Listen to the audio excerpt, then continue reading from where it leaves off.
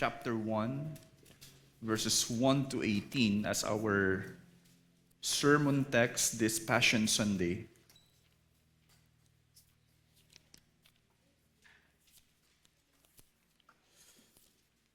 First Corinthians chapter 1, verse 18. This is the word of the Lord. For the word of the cross is folly to those who are perishing, but to those who are being saved, it is the power of God. Church, this is the word of the Lord. Amen. Please be seated.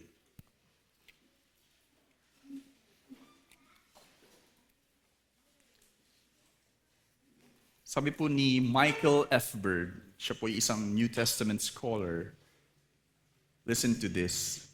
The cross remains one of the most distinctive symbols of what lies at the heart of Christianity. It tells us what God is like, how much God loves us, and what it means to follow Jesus. The cross is something disciples must explore time and time again as they strive to make its meaning and power wash over them afresh. Base po yan sa kanyang libro, actually, What Christians Ought to Believe. No? And that book actually ay patungkol po sa the Apostles' Creed. So, ina-explain po roon niya yung kahalagahan ng creed, which is yung sinasampalatayaan nating katotohanan sa Biblia that is being passed to us by the ones na nauna po sa atin na lumalabas. Outside the Bible, meron pong so-called essential truths that even the apostles na sa kanilang mga sinulat sa Biblia, lumalabas na iisa po sila sa tinatayuan po nilang katotohanan. And pagdating po sa confession that I believe in Jesus Christ, who suffered under Pontius Pilate, he was what? Crucified, dead, and buried. Doon po tayo ngayon sa araw na ito ay intentionally wanting to know again and again what is the meaning of the cross. And in our title today, this is a title of confession still. Because marahil nga po bilang mga Kristiyano and even the non-Protestant Christians, us being Protestant Christians, ay kahit yung buong mundo ay used na yung imahe ng cross. I mentioned this last Sunday during the Lord's Supper na wala pong itinalaga sa Biblia, sinulat, even the apostles, that in our gathering, there should be a symbol of the cross. Even an object na whenever we gather, walang ibang makita kundi yung cross. Right? Wala pong sinabing ganun. Other than, again, na mai-representa po natin yung meaning ng gospel through the celebration of the Lord's Supper, which symbolizes the body of Christ and the blood of Christ. And as we receive it, that is an act of faith that we need Christ. But if we will simply look at the cross in the context of the Roman Empire, that is actually a symbol of defeat, a symbol of violence, shame, a symbol of destruction sa mga kriminal. Pero for us as Christians, because Jesus died on the cross, nagkaroon po siya ng mas malalim, malawak, mataas na nakahulugan para po sa atin. Even the New Testament scholars, kinabi po natin kanina si Michael Bird, or si Mike Bird. Tom Wright also, meron po siyang nasulat patungkol kay Paul. Sa heart daw po ng mga letters ni Paul, ang mapapansin daw po natin na laging, kumbaga parang overshadowing the letters of Paul is the cross of Jesus Christ, which represents the very representation of who God is. We're talking about the Trinity, the Father, Son, and the Holy Spirit. Diba sabi nga ni Jesus, if you look to me, you see the Father. So, Jesus, or God Himself, is best represented by Jesus, the Father. And Jesus is best represented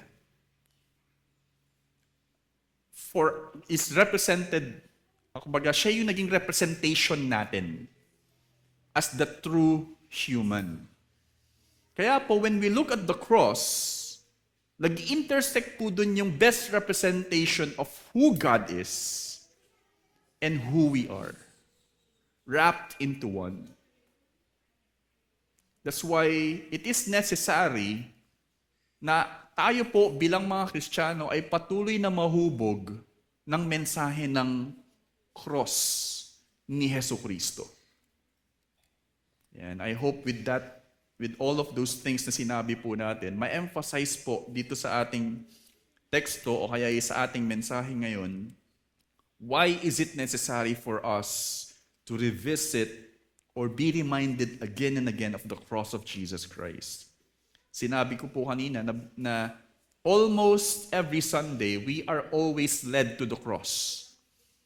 For example, right from our church, there's a cross behind the pulpit. That is like, pagpasok natin, dapat yun kaagad yung mag-occupy ng ating buong pagkatao. Another, the symbols. The symbol, for example, of the bread and the so-called wine. It's about the suffering of Jesus on the cross. Another thing, we sing of Jesus Christ and His crucifixion. Every Sunday, may element po tayo na nire-remember natin yung glory of Christ on the cross. Another thing, through the confession of faith, the Apostles' Creed. By the way, hindi po tayo titigil na mag-affirm ng faith natin, the recitation, the using of the Apostles' Creed until ma-memorize po natin. Kasi again, pag kayo po ay kinumpronta ng ibang mga Kristiyano, si Jesus ba, for example, nung siya ay bumalik sa kalangitan, espiritu na lang ba uli siya? Wala yung pagkatao niya? How will you answer that? Oh, the Apostles' Creed. He ascended into heaven and sits at the right hand of God, the Father Almighty. So, pumunta mismo si Jesus doon. Right from the confession, you know how to answer these important things. Isa po tayo throughout the centuries na sinasabi. So through the confession of faith and even in the sermon, our conviction is that throughout the scripture, that the scripture itself, sabi ni Jesus, is testifying about Him. The sermon. Pero mahalaga pa rin maging intentional ang bawat lokal na kongregasyon na sariwain ang kalwalhatian ni Jesus sa kanyang pagkamatay sa krus, sa pagmumuni-muni, reflecting on the cross of Christ, and even teaching about the cross of Jesus Christ. Intentional. Ayan po. So ngayong Passion Sunday, ang mensahe sa atin ng salita ng Diyos, right from our text, ay we must confess constantly our faith in Jesus, not only in Jesus, and the word of the cross. Kumbaga, yun ang ating sinasampalatayaan. Again, we must confess constantly our faith in Jesus and the word of the cross, especially basing from 1 Corinthians or the letter of Paul to the Corinthians. Because apparently, ang naging problema ng mga Corinthian believers, ay hindi basta yung mga issues, yes, na, for example, divisions, sexual immorality because of their culture, problem with understanding of marriage, may mga Gnostics na hindi na kailangan yung physical, whatever, celebration of it, the order of worship, na even abusing the practice of the Lord's Supper, everything was the problem that lies beneath. Well, actually, lumalabo yung paningin nila sa cross. They do not understand how to treat each other kasi at the center of their worship, let's say, pagsunod sa Diyos, ay nawawala yung sentro ng cross. The reason why I'm saying this is because throughout the letter, even from the start, ang naging solusyon ni Pablo ay dalhin sila muli sa mensahe ng cross. To bring them back to the truth and reality of what the cross is and the importance of even centering our ministry in the cross of Jesus Christ. Makikita po natin kung ano yung magiging resulta kapag yung cross ay nasa center ng ministry and the center of our lives. That's why we must confess constantly our faith in Jesus and the message or the word of the cross. For the kids, sorry for keep you waiting. The simple message is embrace the cross. Actually, may ganyang kanta and I love Steve Green, pero embrace the cross. Don't be ashamed of it. Embrace the shame also, yung cross of Jesus Christ. And glory in the cross, parang ganyan. So dalawang bagay ang pinapahayag nito. Una, the foolishness of the cross in the first part of the verse. And second, the power of the cross. The word of the cross, apparently for those who are being saved, it is the power of God. Ayan po. Sa mga bata, I termed it craziness, like foolish. The craziness of the cross. And second, success. And sa mga bata, success. Because Jesus apparently is successful in his mission on the cross. Ayan po. Right, craziness and success. So una, let's start with the foolishness of the cross. Kung meron mang dahilan kung bakit puno ng problema ang mga taga-Korinto, ito ay ang kawalan ng matibay na pundasyon ng katotohanan ni Jesus at ng mensahe ng krus. I already said this kanina. The problem in the congregation of the Corinthians ay yung kawalan ng matibay na pundasyon ng katotohanan ni Jesus at ng mensahe ng krus. That's the obvious picture of their situation. Maituturing ito na two sides of the coin. Let's say, meron po tayong barya. Dalawang side po yun, head and tail na sinasabi.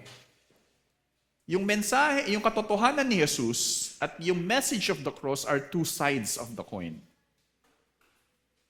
Why? For example, bagamat si Jesus ay dakila, Jesus is great, supreme, He is ultimate, supreme, sinabi ko na kanina, hindi mahihiwalay ang katotohanan na ang kanyang kadakilaan ay lalot higit na naipahayag sa krus. Sabi nga sa isang pag-aaral, God is holy. That's the very core of God. His love is holy love. His grace is holy grace. And Jesus Christ is great, but His greatness is ultimately expressed on the cross. For example, Jesus, sabi nga, without Him, wala daw pong nalikha. I think sinabi po yan no, sa everything that was not being made.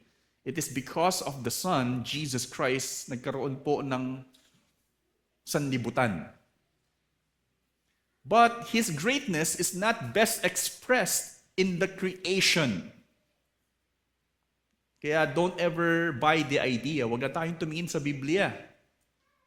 Because when you look at the creation, makikita natin ang Diyos. Well, the question, how can you understand the salvation of the Lord by merely looking at the Son? Kaya may sinasabing yung special general revelation and special revelation, the Word of God, being the special revelation that you will not know God's salvation apart from His revealed Word. So again, without looking on the cross of Jesus Christ, Jesus is just mere hero. Or parang God na kailangan nating hingan ng tulong. We have to always look on the side about the message of the cross of Christ. Sa isang banda, totoo ang realidad ng tinatawag na, alam niyo po yung tinatawag na Christless Christianity.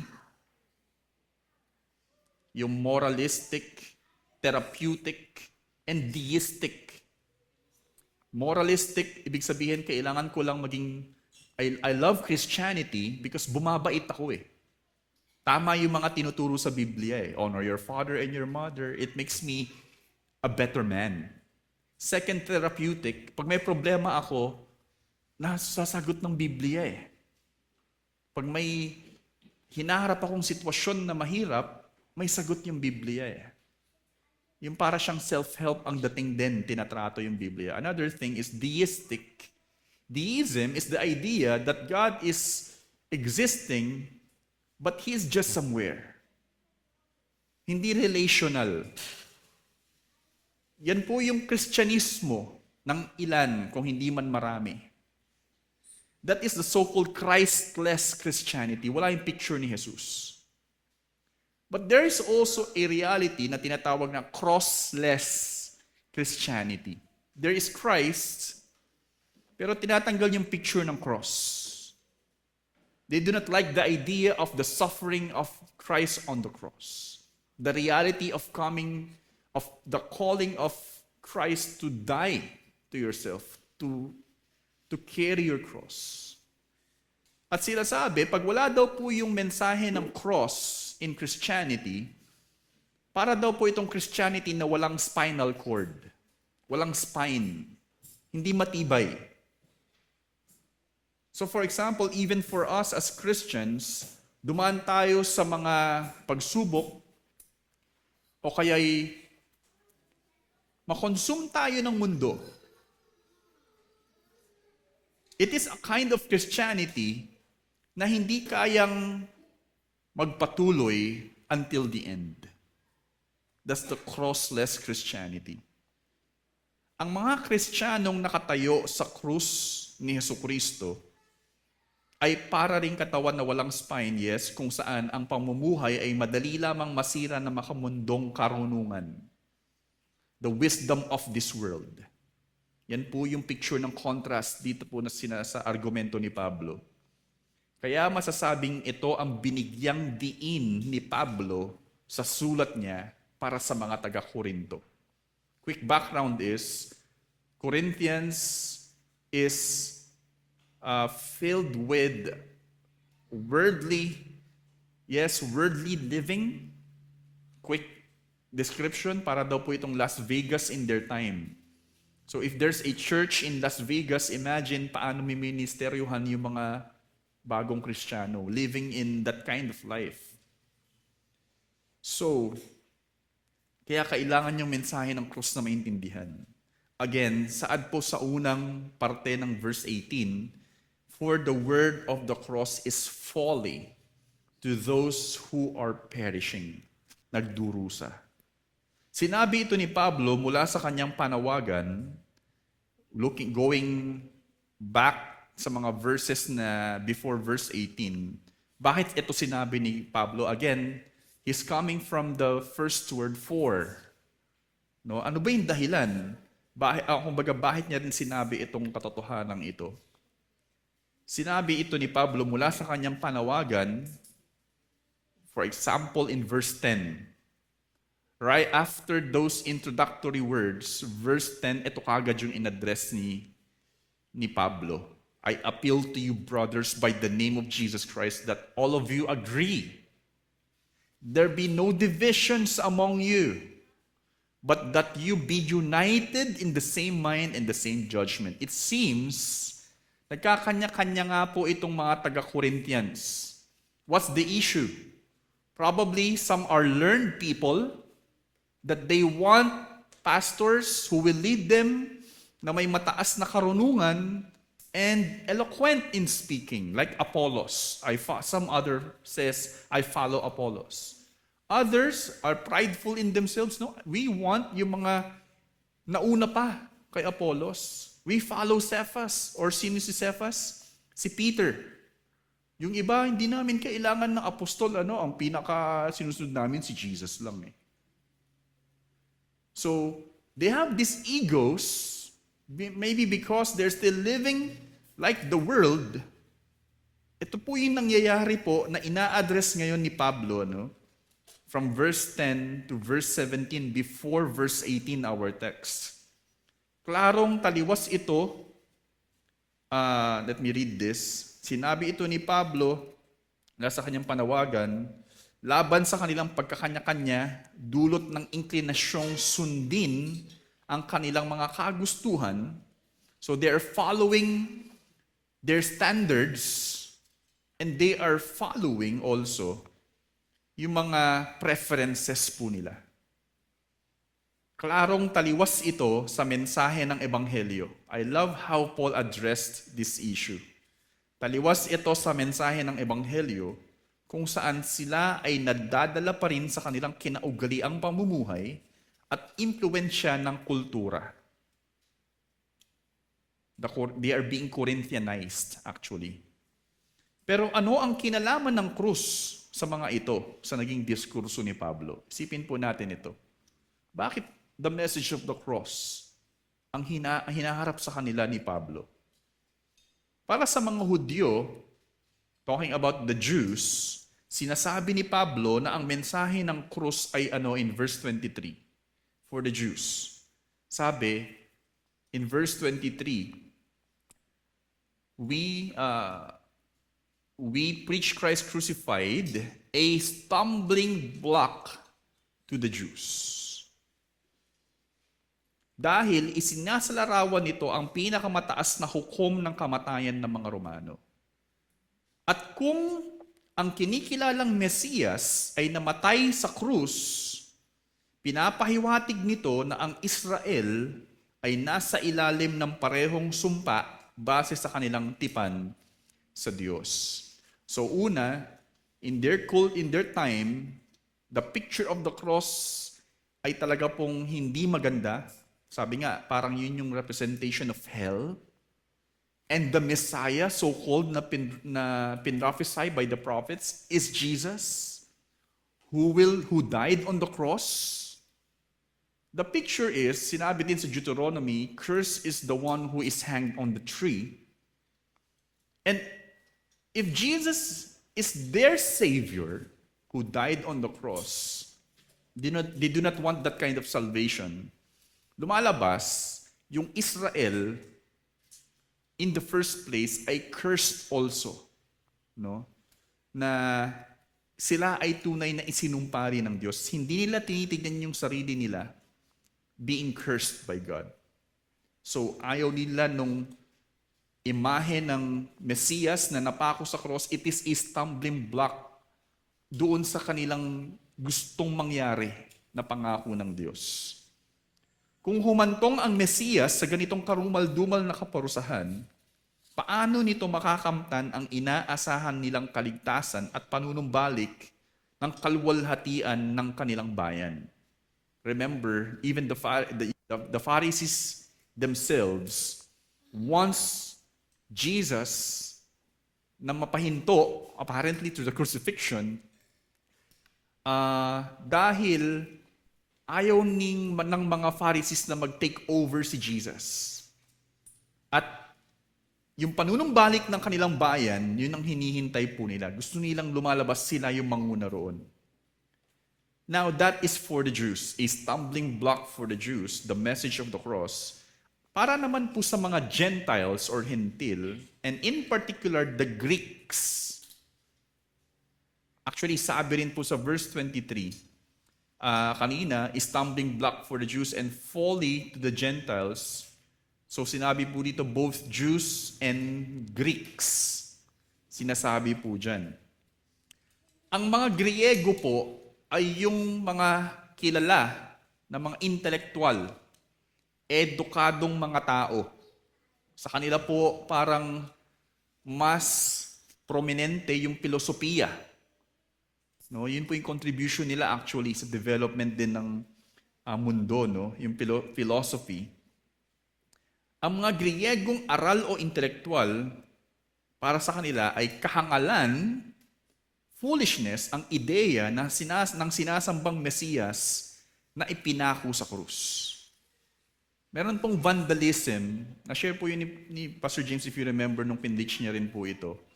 May vandalism na itsura ng donkey o kaya horse head na ipinako sa krus.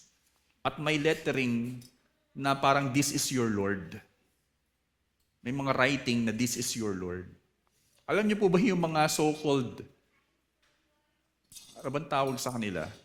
Yung mga Jewish, hindi sila Christian eh. Mga Jewish religion, even Filipinos are following that kind of religion. Sinasabi nila na hindi totoong si Jesus yung Mesias kasi meron daw pong ganong klaseng larawan. So this is actually a foolishness for the Greeks na yung sinasambon yung Diyos ay yung ipinako sa krus. So kahit po sa ating mundo na rin ngayon, the postmodern world, hindi matanggap ng ilan na ipinamalas ng Diyos sa Ama ang kanyang pag-ibig sa sanlibutan sa pamamagitan ng pag-alay sa krus ng kanyang anak. Meron pong nasulat yung mga feminist authors, or I don't know if they are scholars. For God so loved the world? ? Ganito yung pagmamahal ng Diyos. Ipinadala niya ang kanyang anak para mamatay para sa atin. They are calling it divine child abuse. They are mocking yung ganung larawan. Subalit, sa kabila ng karahasan at kahihiyan ng krus, tumatawag ito sa bawat isa na sampalatayaan ang katotohanan nito at tanggapin ang realidad nito. It is foolish for them. But for us as Christians, yes, sabi nga po rito, for us who are being saved, it is the power of God. But as Christians, again, we have to embrace the shame of the cross. That's why we are entitling this, I believe in the cross. Ano man yung larawan nito sa mundo, ano man yung larawan nito sa mga Hudyo at mga Griego, sa mga matatalino, sa mga may mga karunungan, so-called, no, we believe in what the cross portrays. Yes, our Savior died on the cross. So be it. But this message is meant for you to be convicted. For the world to be convicted. Totoong ipinako ang ating Panginoong Jesus sa krus at ganap na dumanas siya ng karahasan at kamatayan na hindi kaaya-aya. That's what happened to our Savior and Lord. Ito ang ating Diyos at Hari. We are not ashamed of it. Our God and our King died on the cross, yes. Ito rin ang mensahe na kailangan nating ipahayag sa sangkatauhan na hindi natin kailangan baguhin o pagandahin. Itago yung larawan ng krus. Yung imahe na yun. Dahil sa ganitong kaparaanan, ipinamalas ng ating Panginoong Hesukristo ang pagiging tunay na Diyos at ganap na tao. Again, I said this earlier. what is one object na mairepresenta yung full picture of God? And yes, the answer is the cross. If you want to know who God is, it is best represented by the cross. The glory of God in His greatness, the glory of God in convicting sin na hindi niya palalampasin, the glory of God in saving us even through that penalty, the glory of God by sending His Son to die for us instead, the glory of God in defeating death through the cross, because our cross is no longer with Christ in it, because He resurrected, He defeated death. And the cross represents how God truly loved the world. The cross represents how God truly is committed in saving us. It is best represented for a God who is great yet humble to save us. Wala pong ibang Diyos na hindi naman nagpakamatay, no? Inalay ang kanyang buhay para iligtas ang kanyang mga makasalanang tao. It is through the cross. Sabi po sa John 15:13, no? Sabi ni Jesus, "Greater love has no one than this, that someone laid down his life for his friends." And the reality is, hindi po tayo mga kaibigan ng Diyos. We are enemies. But God, Jesus is calling us friends. Inaalay niya yung buhay niya para sa... There's no greater love than that. And even sa sinabi po ni Paul in Philippians 2:8, no? "And being found in human form, Jesus, He emptied Himself, becoming obedient to the point of death, even death on a cross." Meron po akong na-share doon na sinabi rin po sa pag-aaral na though He was God, He did not count equality with God a thing to be grasped, but emptied Himself and gave Himself for us. In that verse, no? Yung though na yon ay meron din pong related word, pwedeng hindi word yung translation doon, actually because. At ang laki po ng significance kasi because He was God, He emptied Himself. Hindi though eh. Ibig pong sabihin, yun daw po yung talagang karakter ng Diyos, na ibigay niya yung kanyang sarili. That's why the cross really represents na yun ang tunay na karakter ng Diyos. Yun ang talagang tunay na kung sino ang Diyos. Nagbibigay ng kanyang sarili. Naway patuloy tayong mapagtibay ng katotohanan na sinabi rin ni Pablo sa verse 25. Sabi niya po sa verse 25, I will read it in Magandang Balita Biblia translation. Ang inaakala nilang kahangalan ng Diyos ay karunungang higit pa sa karunungan ng tao. It is foolishness for them, but actually, the foolishness of God is wiser than men. That is actually the wisdom of God. Pinili ng Diyos ang kaparaanan ng krus na kahangalan para sa tao dahil dito mapapagkumbaba ang lahat sa kaluwalhatiang nasa likod nito. Everyone will be humbled doon po sa glory that is in it. Kung makita nila yung kaluwalhatian ng cross, they will really be humbled as well. So that is the foolishness of the cross. And second, the power of the cross. Ang mensahe ng krus para kay Pablo, ang siyang sabi po natin, siyang tugon para ang mga taga-Korinto ay mapag-ugnay sa isa't isa dahil ang katotohanan nito ang tanging nagbibigay ng saysay, partikular sa ministeryo.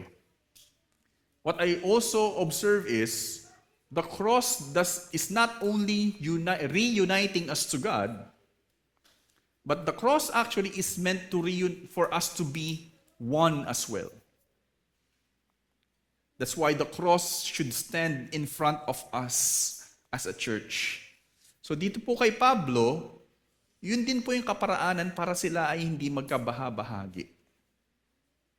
Si Pablo, sinasabi po dito sa verses 12 to 17 in particular, hindi daw po si Pablo, hindi si Apollos, hindi si Cephas o Pedro ang dapat sundin.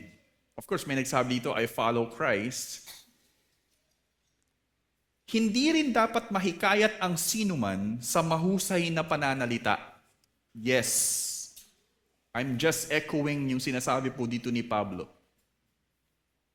Yung sinasabing I come with, in verse chapter 2 actually, with lofty speech or wisdom.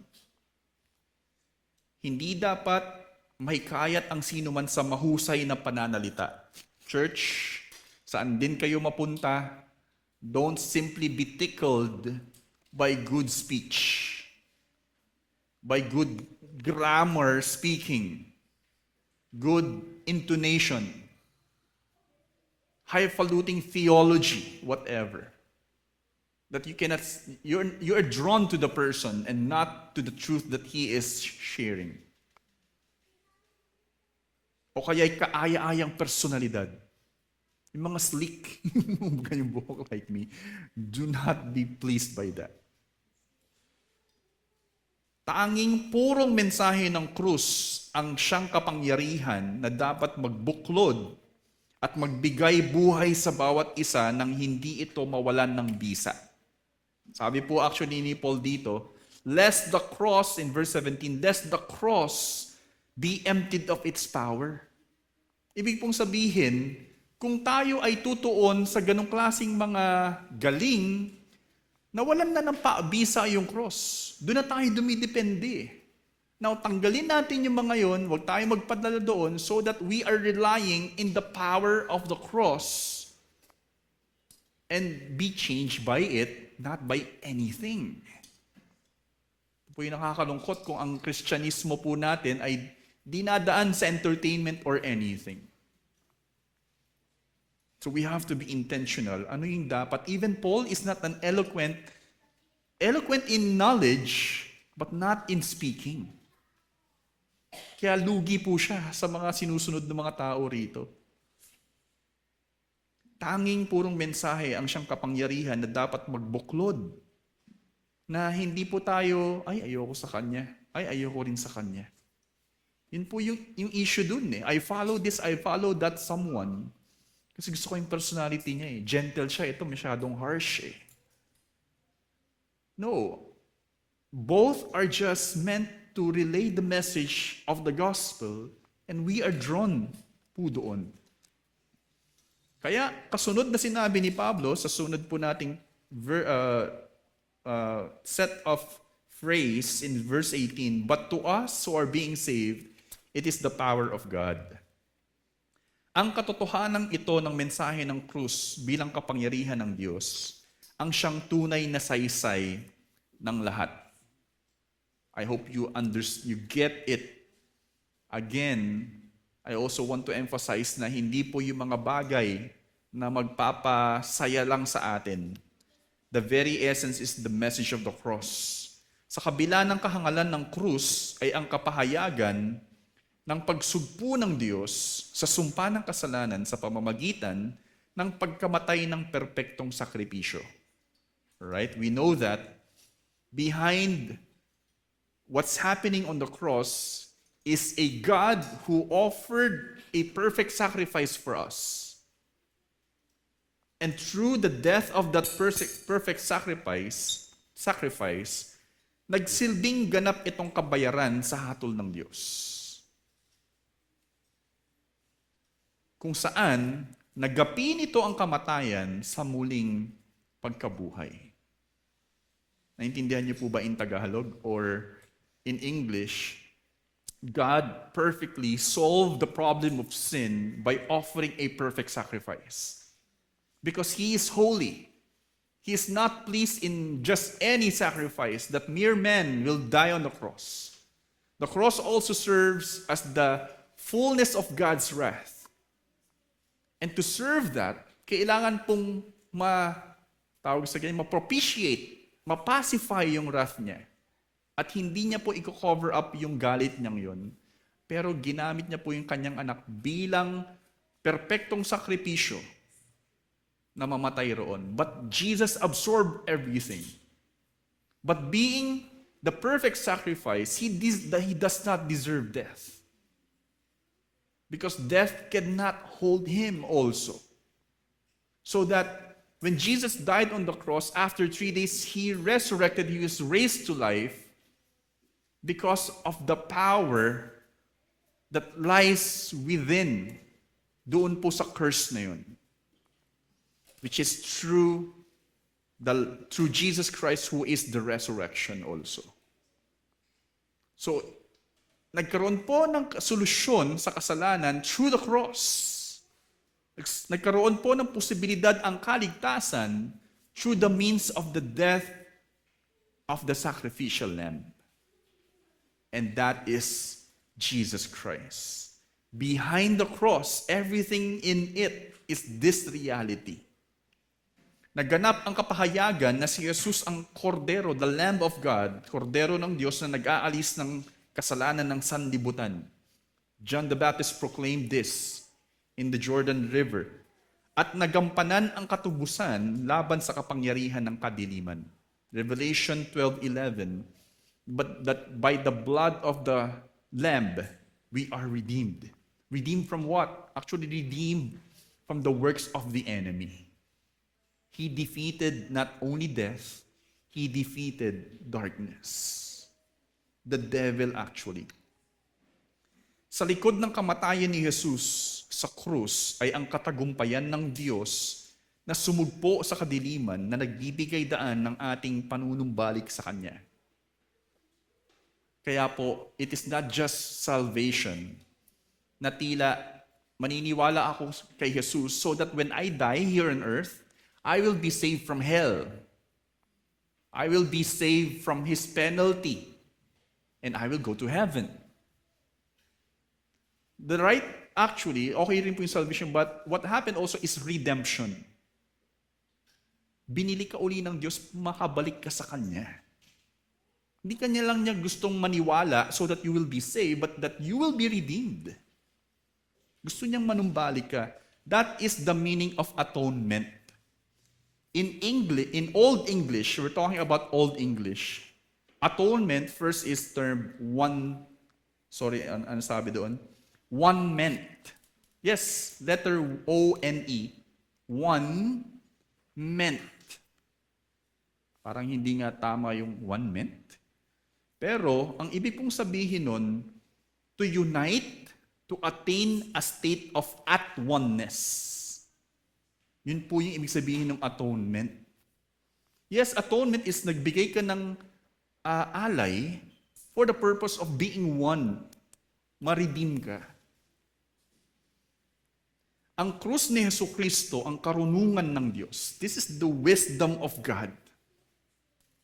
Na hindi lang basta nag-uugnay sa atin muli sa Kanya, but again, kundi pati sa bawat isa. It reunites us to love one another. Ang mensahe ng krus ang siyang nagpapakumbaba sa bawat tao na walang ibang kapangyarihan at karunungan ang kayang magresolba sa higit nating pangangailangan. Meron nga pong question, if you want to be God, how will you create the world? Parang mic drop discussion, di ba? Paano nga ba? But if you are God, how are you going to save the world? Kung ito yung mga kailangan ding lutasin dahil ganito kabigat yung kasalanan. Magpakabait ka lang, maglinis ka lang sa munisipyo throughout the day so that your sins will be pardoned. In every step, sabi nga po, may ginagawa ka ng kasalanan. Paano mo pagbabayaran yun? Kaya po totoo ang sinasabi ng isang hymn or hymno. This is a familiar hymn din, sabi, guilty, helpless, lost we were. Blameless Lamb of God was He, sacrificed to set us free, Hallelujah, what a Savior. Again, guilty, helpless, lost we were. Blameless lamb was he, sacrificed to set us free. And the response is, hallelujah, what a Savior. Mga kapatid, ipahayag natin ang mensahe ng krus. Don't ever cover up what the reality of the cross. Preach the cross. It is the power of God, yes, the gospel unto salvation, but it is the power of God for us who are being saved. Awitin natin ito. Let's sing about the cross. At maging mapatotoo ito sa ating buhay. So alalahanin natin patuloy na we must confess constantly our faith in Jesus and the word of the cross na nagsasabi ring embrace the cross. Dalawang bagay ang pinahayag nito, the foolishness of the cross and the power of the cross, o kaya craziness at success. Kaya mga kapatid, brothers and sisters, naway ang mensahe ng krus ang siyang tanging kapangyarihan na patuloy na magbabago sa atin at hindi dumepende sa anuman sa atin. Hindi yung galing ng tao, talino, itsura, estado, at ano pa. Mamuhay tayo sa purong katotohanan nito, gaya ng sinabi pa ni Pablo sa 1 Corinthians 2, 1-5. Ito po yung after discussing about the wisdom of God, now he is addressing them again. And sinasabi niya, pagdating ko, ito yung ginawa ko lang eh. Sabi niya po rito, and when I came to you, brothers, I did not come proclaiming to you the testimony of God with lofty speech or wisdom. Di ako pumunta na parang, ito yung Latin nito, ito yung Greek word niyan eh. Ito yung meaning niyan pag pinagtagpi-tagpi mo eh. Oo nga, no? For I decided to know nothing among you except Jesus Christ and Him crucified. Let me continue. And Him crucified. And I was with you in weakness and in fear and much trembling. And my speech and my message were not in plausible words of wisdom, but in demonstration of the Spirit and of power, so that your faith might not rest in the wisdom of men, but in the power of God. Well, for us as a church, kung hindi po tayo muli magre-reflect on the message of the cross, for sure, madadala na lang po tayo muli sa galing ng tao, madadala na lang tayo muli sa theological highfalutin words, in knowledge. Madadala po tayo sa tila galing din ng pamumuhay bilang Kristiyano. Without the message of the cross, we will not be humbled. We will not be humble people. We will rely on our strength. But if we will always rely on the cross, we want to testify about the power of God and not our power, not our strength. And even for you as a Christian, kung paano po tayo namumuhay sa araw-araw. Yes, super dami yung task, toil every day sa work, yung demand sa family, we have to do this. Demand even for us to continue pursuing Christ, for example, in our spiritual disciplines. But don't be affirmed kung ano man yung meron ka ngayon, kung ano man yung success and everything. That's why if you want to really follow Christ, take up His cross. Deny yourself. And you always follow Him.